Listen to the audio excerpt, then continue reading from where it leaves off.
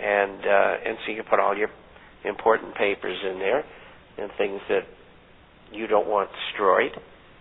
And I think the only risk in having your gold in a safe like that at home is a home invasion robbery. And of course, the Canadian government has done its very best to disarm everybody in the country.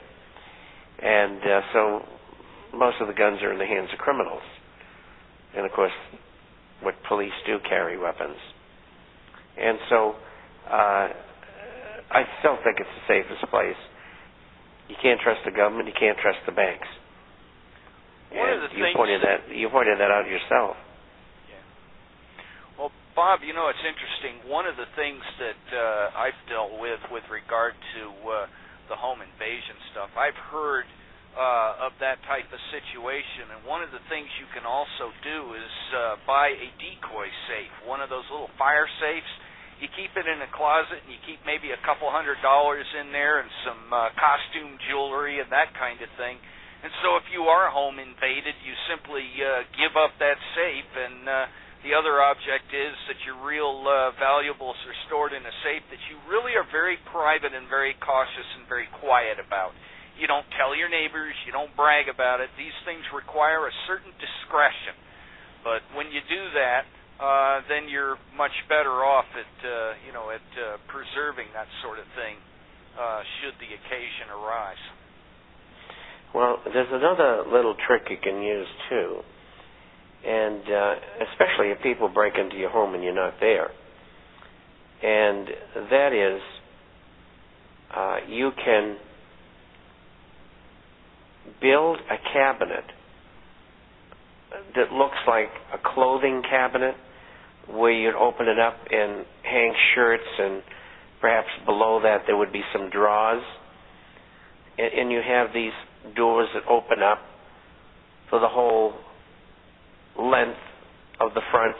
So when you open them up with both hands, the safe's in there, but nobody knows it. They think probably there's clothes in there.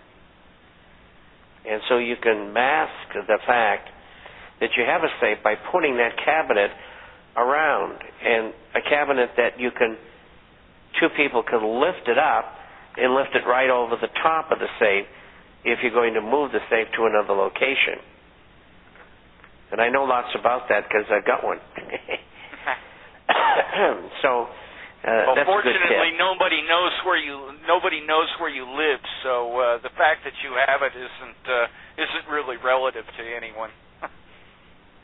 So, Bob, I'm actually going to encapsulate 3 emails that I've gotten today about that people are writing asking to ask you about Helix Ventures announcement from Frank Underhill today about the optioning of mining property, I believe. Tell us about what's going on with Helix. The property, they have 2 other properties. One of them is in Mexico, and they haven't moved forward on that for the last several months. And they have another one in Nelson, British Columbia. And the one in British Columbia, the grab samples that were taken in an existing mine that hasn't been mined for 110 years. And that whole area is honeycombed with old mines, hundreds of them. And I know the area very well because I've been there many times. And the samples that they took out ran about 1 ounce per ton. Now, what does that mean? It means that if you have an underground mine and you have 3.5 to 4 foot widths or better of vein structure, then the quality of the ore is 0.25. That's 1/4 of 1 ounce per ton of rock, we'll call it. And we'll get into the technicalities. And so 1 ounce is really good. This is a previous existing producing mine. And I think they're going to do very well with it. When the snow leaves, and they just had another snowstorm, if you can believe this, last weekend, that laid down about 10 feet of snow. So it's going to be another 3 or 4 weeks, as long as the sun shines brightly, that they'll be able to go in there and map and decide where they're going to drill to see where the biggest part of the ore body is. The reason they have to do that is that at the turn of the 20th century, in the 1890s, they didn't have drills. Everything was done by hand. So all they did was follow the vein. The vein ran out, well, that was the end of it. So if you drill and you find a continuation or something even better, then you pull out the rock and you process it, and there's a whole bunch. There must be 200 mills up there. So you don't even have to build a mill. Everybody's looking for business. So those are the other two properties. But the one that was announced today is a property in Arizona that was mined by the Conquistadores. It's just over the U.S. border. It's 75 miles west of Tucson. And the preliminary report for the option to purchase and mine stated that the mining area had been the property of Latico, and in the 1980s, Latico, which eventually became Kinross, which is now a large company today, they drilled hundreds of holes. And there's a whole big history on this property that was not in that release. And it's going to be released, I would say, in the next few weeks. And the property is an extremely good one. And the values for open pit mining are astounding. They're very high. And I think, number one, it's going to be a mine, and I think it'll be a very profitable mine.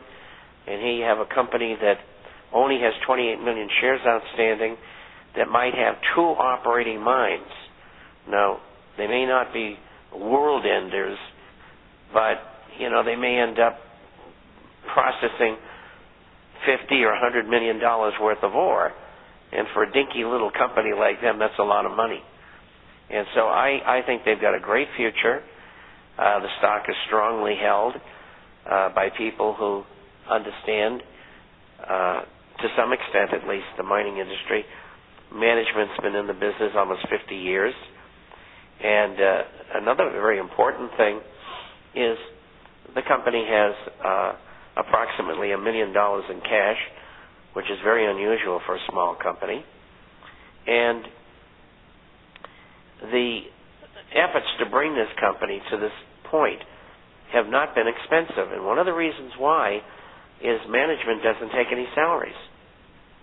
So the only expenses that they have is hiring geologists or engineers or an accountant to do their books, or earth-moving equipment and things like that, building a small mill or a gravity feed or one of these methods of extracting the gold from the rock.